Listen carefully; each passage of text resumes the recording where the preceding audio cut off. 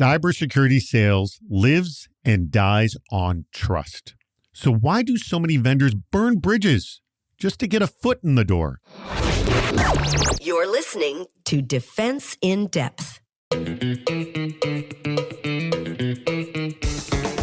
Welcome to Defense in Depth. My name is David Spark.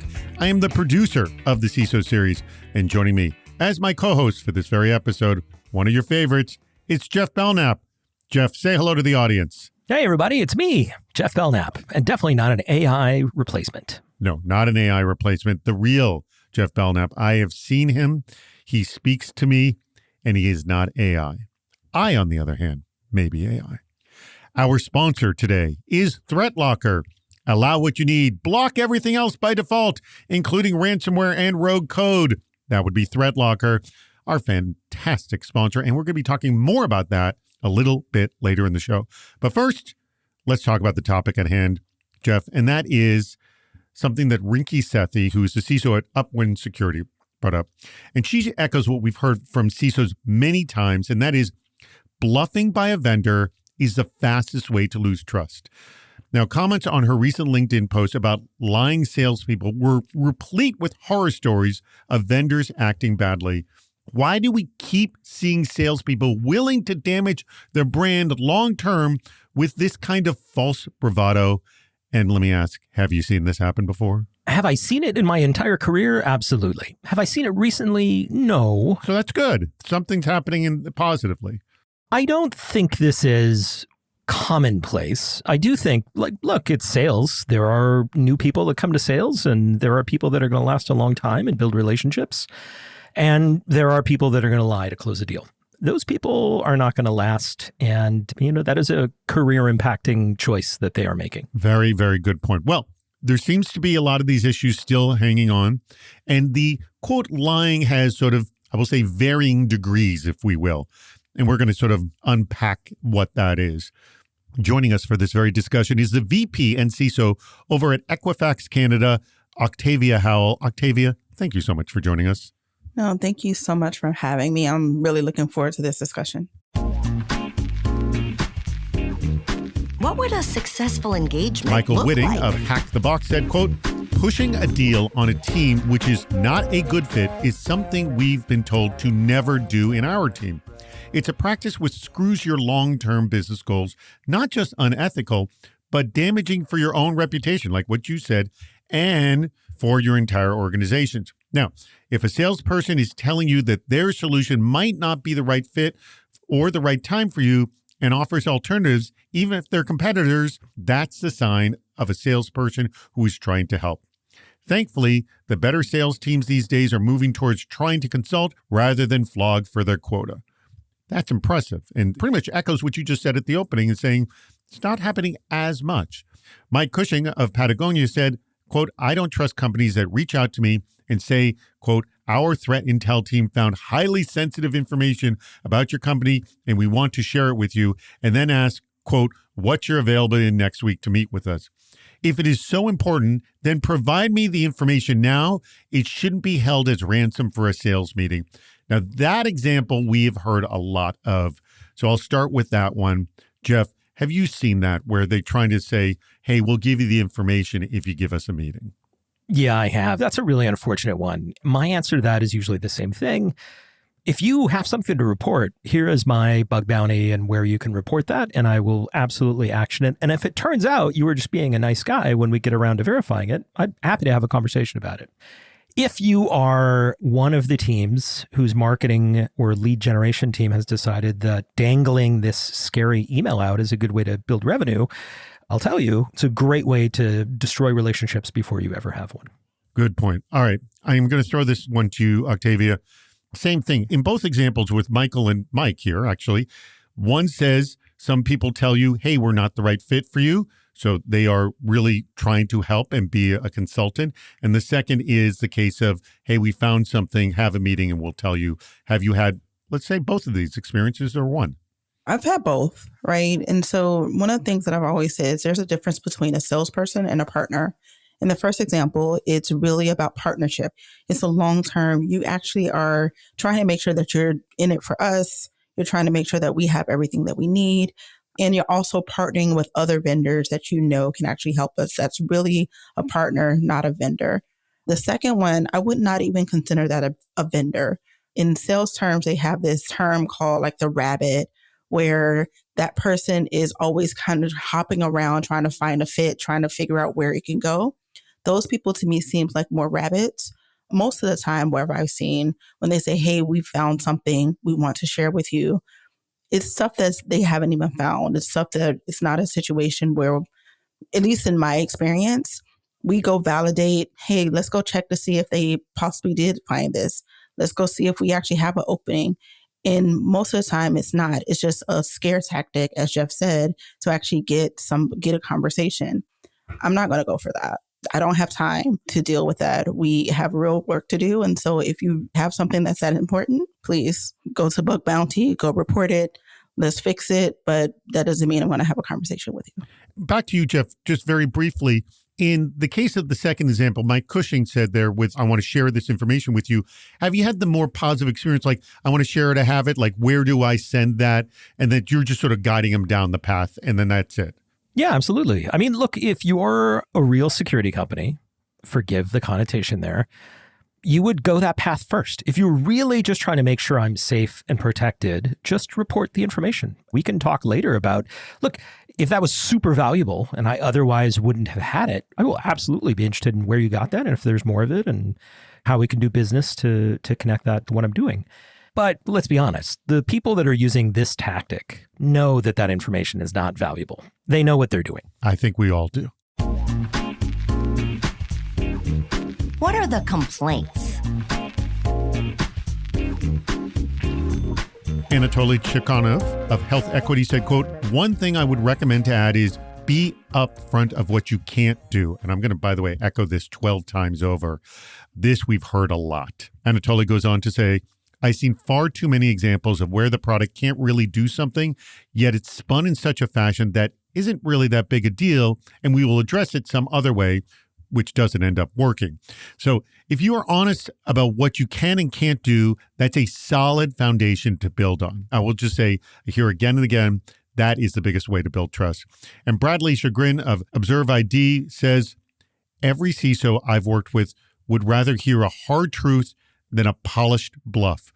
Vendors forget that when they spin, they don't just lose the deal, they lose credibility. In this space, trust is currency, and once it's gone, it doesn't come back. Bradley makes a very good point there. So let's just talk about the ugly truths that you have heard, Octavia, and has that turned into a solid relationship? I've had situations where we've looked for something, a vendor has actually gone and found it for us because maybe they didn't have the right fit. I've also currently in dealing with salespeople where they've given me information or given me a product that does not fit my needs, even when I went and gave them my requirements. So as I said before, we kind of look for a really true partnership. So I've seen both. And I really think that for me, my salespeople are partners with me, not just with the company, but also they develop friendships. And so no matter where I am, no matter where I go, I may be able to recommend them to something else, another company that could actually be looking for something that they might have as well. But it's really about those relationships. Let me ask you a question. How can a vendor early on demonstrate that they will actually act like a partner and not just a transactional relationship? I would say they would take my requirements and they would try to figure out what we need. Anytime I get a 15-minute call, the first thing I tell them, I do not care what other company is using you. I do not care what your market share is. It's just, I don't care about all of the first 5 slides in your deck. I want to know what your product does, and I want to know if it can help me. The first thing, instead of showing me the product deck and who you already sell to, if a vendor comes to me and they said, hey, we just want to listen to what you need. We just want to listen to what your environment is, what problems you have. And then they don't try to sell me anything on that first call. They say, let's take it away and we'll come back. To me, that's actually developing trust. And I've had a couple of vendors to do that. If I give them my requirements and then they go in and they say, oh, well, we can't do this, but let me show you this and maybe this can help. that to me isn't showing me that you were listening. You weren't listening to my needs. You weren't listening to what I wanted. You were just trying to make a sell. That's what I see. And that's what actually built trust with me early on. All right, Jeff, I'm going to ask you the same question I asked Octavia, which is, what is the best way to demonstrate partnership? Anything beyond what Octavia just said? First of all, I'll just say Octavia hit the nail on the head. Like, look, if you're sitting in the room with somebody like Octavia or I, you've already done the first step. Like, you've earned the trust. We don't need to be proven that you're worthwhile talking to. Like, we've made that first step. Now what you have to do is show us that you meet our needs, right? And I think the first step of that is listening and hearing what our problems are and what we're trying to do. And I think when we go through the meeting, it sort of starts that way. I'm going to explain what my problem is because I want you to tailor the conversation to that. I'm going to listen to what you're telling me about your product. And then I'm probably going to echo it back to you and go, oh, this is really interesting. Do you do X? Do you do Y? Because I need to solve Z. And if you don't, now is the time to tell me. Or if, frankly, if you do it, but you're like, you know what, I do that, but I don't know if it's going to be perfect for your problem. If you are just engaging with me, even at that first step, I might be bouncing an idea off of versus, somebody selling me a used car. That is a really good beginning to the relationship. Before I go any further, let me tell you about our spectacular sponsor, and that would be ThreatLocker.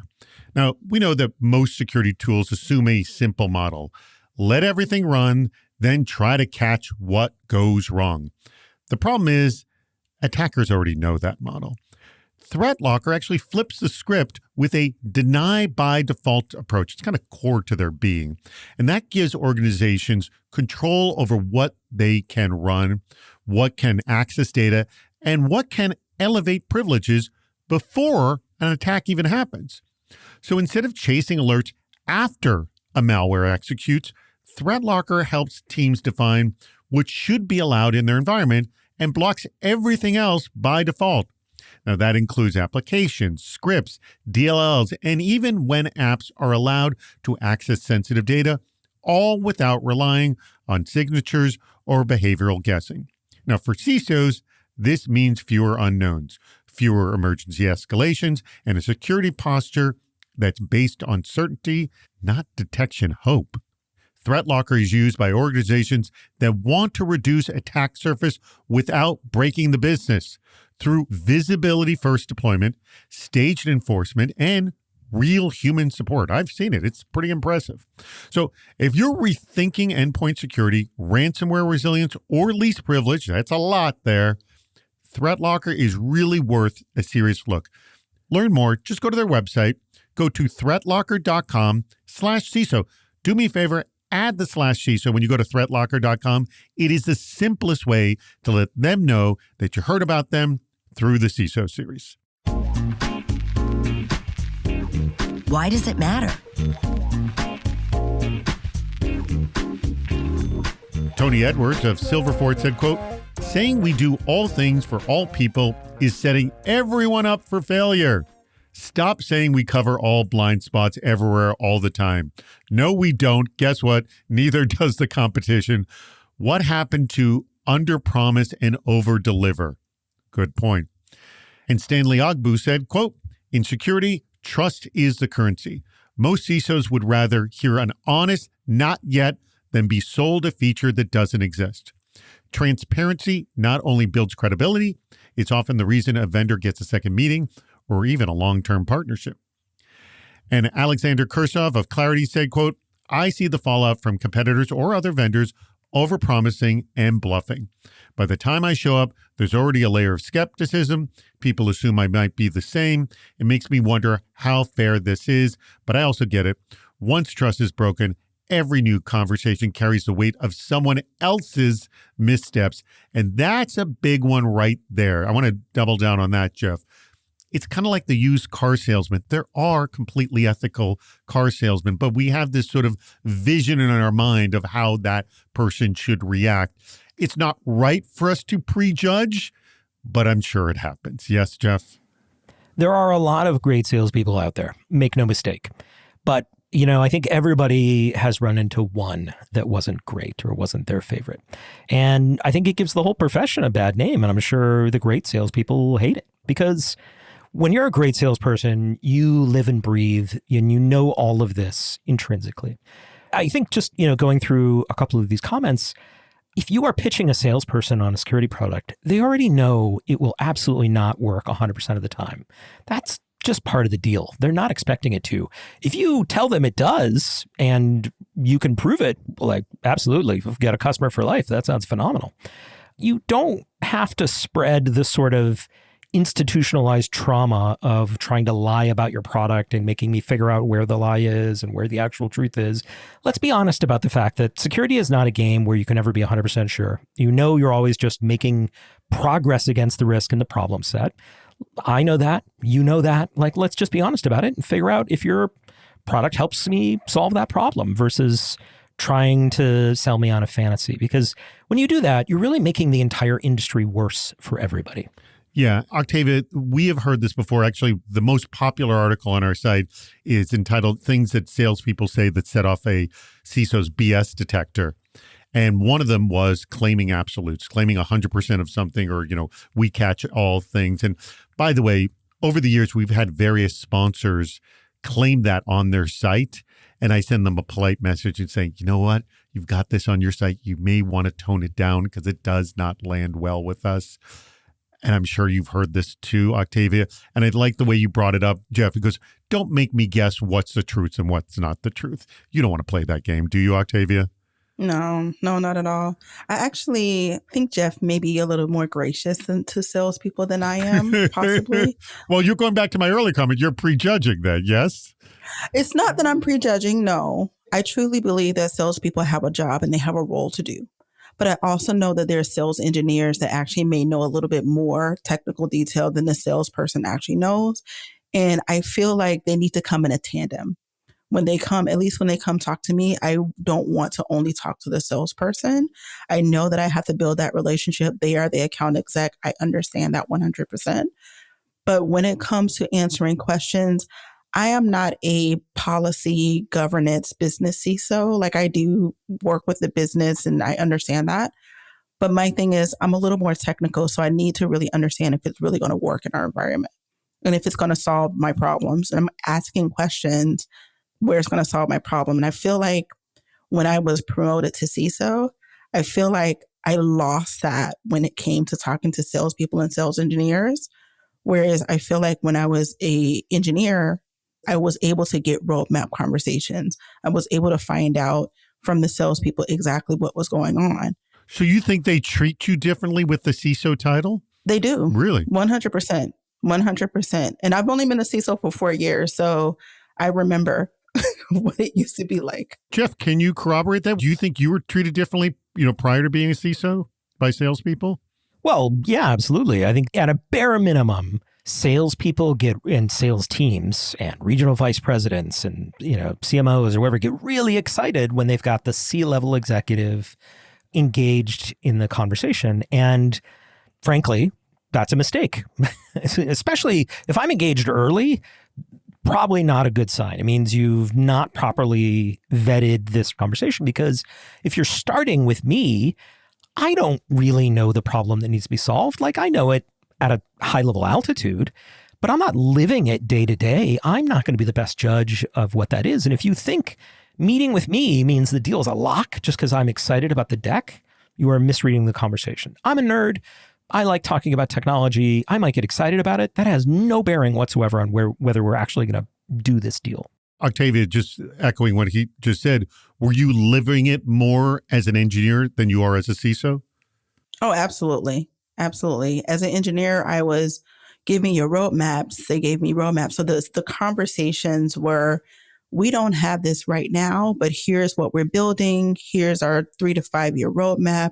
Here's what we're going to have next year. When now I have the conversations is, we are absolute. We solve all of your data problems. I'm like, what does that even mean? Right? Yeah. I don't even know what my data problems are. But they're going to solve them. You tell me. That'd be great. They're going to solve Thanks. them. They're like, oh, we're a data security company. I was like, I don't really understand what that means at all. Like, yeah, we secure data. Sure. I don't know what that means. Can you expound on that a little bit more? Again, the conversations were completely different. Who's making money here? Connor Anderson of Acuvity said, quote, I think vendors could sell significantly more if they went to each step in their sales process and asked themselves how they can be less risky for CISO/security teams. Limiting a POC to a tiny portion of the platform, risky. Forcing every purchase to be bundled, risky. Vague answers when it comes to support or implementation timelines, risky. It's why the channel is so crucial to the security community. They help suss out the fluff. All right, so I start with you. I like this. They could do a better job addressing the risk at each step of the sales process. Have you had a vendor do that with you, Octavia? I don't think I've had a vendor upfront tell us what the risks were. We have had situations that we've had to reach out to the vendor and ask the questions. But I think this is really forward thinking of what Connor is saying here. Yeah, I think so. Would you welcome this kind of conversation upfront? Oh, absolutely. We can actually put compensations in place if we knew well ahead of time, right? If we made a decision, this is what we're going to do, and we know what things we need to build out on our own or what integrations we need to do to cover us, I would much rather that than to find out while we're trying to implement. All right, Jeff, I throw this to you. Connor puts forth a very interesting take on sales of identifying risk at each step. Have you had the conversation up front, further down the line, at any time? What do you think? To some extent, I have to say, this is the sign that whatever you're trying to buy is maybe overcomplicated. It's always really difficult. There are definitely some infrastructure things you need to do for security that are very difficult to just taste test and figure out if it's going to work for you at scale. But just naturally, that's going to take longer anyway. Like if I run a massive telecom infrastructure or cloud infrastructure provider or something like that, it is going to be very difficult to figure out how to get your solution in, exactly how we're going to measure that it works. But I think you have to, especially as the vendor, have to accept that, look, it's going to take a long time to even get to the point where we might be discussing buying this. This is just going to be a long sale. And I think in this case, what Connor's saying is brilliant, but it's also the only way that it's going to work. You're not going to do a pilot and then immediately go, yes, I would like 1 million licenses or whatever for this. Look, if you're selling a security product, you really have to be honest about, is this something that's going to be simple to try? Or is this, something where, my customers have very complicated environments and very complicated differentiated needs? And if that's the case, you have to approach this as a long-term relationship because it's just not going to work any other way. I would also say that it's up to us to be honest as well with our environment. Sometimes it is the salespeople that's, selling a bill of goods, but at the same time, a lot of times it's us not being upfront with our environment and our infrastructure and wanting things to actually work. Like we can't put a square peg in a round hole. In some cases, I've had vendors come and they've had brilliant products and it just won't work for us. And so we just have to be honest. I think it's a great point. You have to be realistic, especially if you're chasing a new vendor in the space. Their product might be phenomenal, but it might only be for somebody who's a cloud native SaaS platform. And if that's just not you, if you've got any kind of technical debt or legacy in your environment, it might not work the same way it works for everybody else. I want to stress, and I would love to close on this and just get confirmation, that is still a valuable meeting for a vendor because as we've heard again and again and again, CISOs talk to other CISOs about who you've spoken to that can solve problem X. So even if you don't sell, that you've convinced another CISO that you're valuable for someone is of value to the community. Yes, Octavia? 100%. And I said it earlier, right? Get on a call. You have a great product. If you're actually upfront with us and you're honest about, hey, this won't work for you, but we're love to stay in contact, that means that I may be able to actually, one of my friends may have the same problem or may have a problem and they have a different environment. I'm going to recommend, hey, I talked to this person. I talked to this company. They may be able to help you. And I've done that several times. Jeff? Yeah, 100%. Myself as well. If it's a great relationship, even if I'm not buying, I will go sing your praises to my friends. Good point. All right. Now we are at the point of the conversation where I'm going to ask you, Octavia, which quote was your favorite and why? I think the quote by Anatoly was my favorite when he actually said he recommended to be upfront with what you can and cannot do. I think that was the one that resonated with me most because it is very much true. As I said before, we can actually have the relationships, we can actually work with each other or not, but if you're upfront, that can set us up for a long-term relationship. All right, Jeff, same question to you. Which quote was your favorite? I really like Anatoly's, and I just have to share a personal anecdote here because I learned this the hard way, or at least a way that has stuck with me for decades now. Or I just mean a couple of years. Let's pretend I'm not that old. I was working for a telecom provider, and we had one of everything. And I remember telling the CIO of a healthcare company, look, we can do anything for you. He's like, Jeff, I know you can do anything. You can sell me one of anything, but you cannot be good at all of it. And that's always stuck with me. It's like, yeah, even if I've got one product that does everything, like there's only some of those that are any good for me. And I think that is really important for vendors to remember. And I think it's even important for you buying stuff to remember. But I think the other really important thing here is what Mike Cushing from Patagonia said. I don't trust companies that reach out to me and say, our threat intel team found blah, blah, blah, blah, blah, blah, blah. Look, if the threat intel team found something, let me show you where to share that, or you can just email it to me directly. And if it's great, I will reach out to you and have a conversation. But don't use this as a way to scare people into conversations. Very, very good point. Were you about to say something, Octavia? There is one more. We didn't talk about it, but I actually have had where salespeople will actually reach out and they will say something that they know that you're actually tied to. So for me, as a Black woman in security and a CISO, they will say, supporting Black women security. And I'm like, that sounds very cringe. So I think one of the things that we kind of need to look at is kind of along the same lines of the, hey, we found something we want to share, is really try to get to know what the needs are. Don't try to connect on something that you think is important or some type of label. You can connect with somebody on a personal level after you build the relationship. 100%. Maybe don't try to do it up front. This, by the way, takes many different forms. It also takes the, hey, why don't we bet on the Super Bowl type version of that. We got that version many times. Hey, why don't we violate company policy together? Would you like me to help you get fired? That would be great. Thank you. Perhaps I can help you take a kickback. Would that be These are great? awesome ideas. Absolutely. Bad advice from Octavia and Jeff. From Octavia and Jeff. There you go. Let's tune in next time. But no, I'm sorry. This whole show is filled with great advice. Thank you both so much. And I also want to thank our sponsor, and that'd be ThreatLocker. Allow what you need. Block everything else by default, including ransomware and rogue code. Remember, go to their website, threatlocker.com/CISO. Add that /CISO. Easy way to let them know you heard about them from us at the CISO series. Octavia, thank you so much. You were fantastic on the show. We loved having you on. Come back again. Jeff, you're going to have to come back again, whether you like it or not. Hate to break it to you. And thank you to our audience.